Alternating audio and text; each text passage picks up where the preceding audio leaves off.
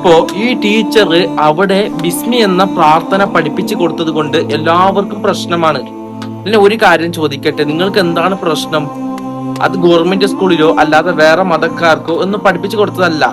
Teacher ഇസ്ലാമികപരമായിട്ടുള്ള മുസ്ലിം കുട്ടികൾക്ക് മാത്രമുള്ള ആ കുട്ടികൾ മാത്രം പഠിക്കുന്ന സ്കൂളിലാണ് ഈ പ്രാർത്ഥന പഠിപ്പിച്ചു കൊടുത്തത്. അതിന് ആ ടീച്ചറിനെ എല്ലാവരും കളിയാക്കുകയാണ്, തെരി വിളിക്കുകയാണ്, എന്തൊക്കെ ചീത്ത വാക്ക് വിളിക്കുകയാണ്. നിങ്ങൾ ഒരു സ്ഥാനത്തേക്ക് എത്താൻ പറ്റിയില്ല, നിങ്ങൾ ചുമ്മാ ഇവിടെ ഇരുന്ന് കമന്റ് ഇടാണ്. പക്ഷെ വേറെ ആരെങ്കിലും ഒരു നല്ല നിലയിൽ എത്തുമ്പോ അതിനെങ്ങനെ തകർത്താൻ വേണ്ടി നിങ്ങൾ നോക്കാണ്.